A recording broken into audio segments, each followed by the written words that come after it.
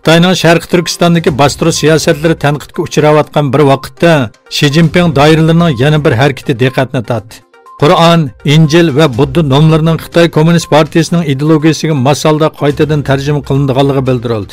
O'tgan oyda Xitoy Kompartiyasi Markaziy siyosiy byurosining a'zosi Wang Yingning riyosatchiligida Xitoydagi har qaysi dinlarning vakillari qatnashgan bir yig'in o'tkazilgan.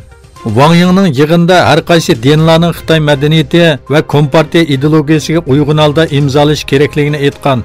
Xitoy Xinhua agentligining xabar qilishicha, diniy mazmunlarning kam-ko'tsiz shaklda qarab chiqarilishi va zarur bo'lganda nomuvofiq mazmunlarning o'zgartirilib, yangidan tarjima qilinishi kerakligi bildirilganmish.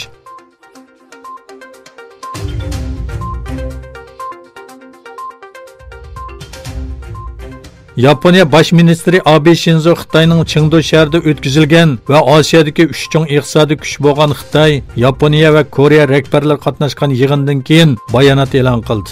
Mayli 3 taraf shaklda bo'lsin yoki ayrim bo'lsin, dialoglarning davomlashtirilishi kerakligini aytgan Abe Shinzo Xitoy davlat raisi Shi Jinping bilan ko'rishganda Sharq Turkistondagi kishilik huquq tajovuzchiliklari masalasini o'tirg'i qo'yganligini bildirdi.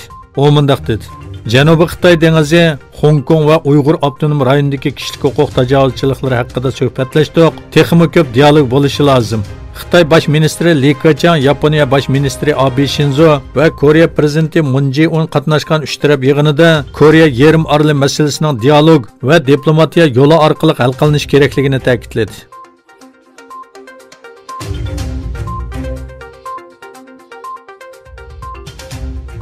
Yalova shahar boshlig'i Vafa Salman Xitoyning Sharq Turkistonda Uyg'urlarga qilayotgan zulmi sababli Xitoyning Panjin shahri bilan bo'lgan qarindosh shahar munosabatini amaldan qoldirganligini bildirdi. Shahar boshlig'i Salman shahrimizning Xitoyning Panjin shahri bilan necha yil burun qurgan qarindosh shahar munosabati bor. Yalova shaharlik hukumat Sharq Turkistondagi zulmga norozilik bildirish uchun Panjin shahri bilan bo'lgan munosabatimizni vaqtli to'xtatdik. Sharoitlar yaxshilangacha ahvol mushundaq davomlashadi. Yana bir tarafdan Beshiktash qaymaqomi Önder Bakan topshirib olgan mukofotni Xitoy zulmi ostida Sharq Turkistonlik ayollar va bolalarga bag'ishladi. Shuning bilan birga Bandirma madaniyat markazida tugmagan zulm Sharq Turkiston nomli yig'in o'tkazildi. Ulug'tog' universiteti qonun fakultetining boshlig'i professor doktor Mahmad Yujamo yig'inda so'z qildi.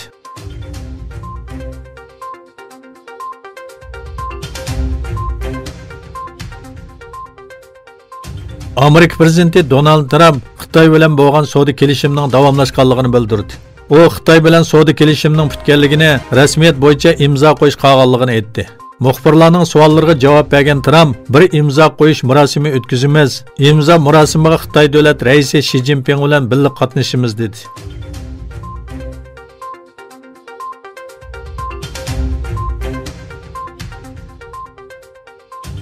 İslam Hamkorlik Tashkiloti Hindistondagi musulmonlar va ularga tava diniy o'rinlarning qo'g'dilishi kerakligi haqida chaqiriq qildi. İslam Hamkorlik Tashkiloti tarafidan e'lon qilingan yozma bayonotda tashkilotning Hindistondagi musulmonlarga munosabatlik ahvollarning taraqqiyotiga ko'ngil bo'lib kelayotganligi, fuqarolik huquqlari va Babri masjidiga aloqador voqealardan andisha his qilganligi bildirildi. Hindistonda 2014-yili 31 dekabrdan buyon kelgan g'ayri-musulmonlarga grajdanlik huquqi beriladigan, lekin musulmonlarga bu xil huquq berilmagan qonun loyihasiga qarshi 9 dekabrdan buyon namoyishlar davomlashmoqda.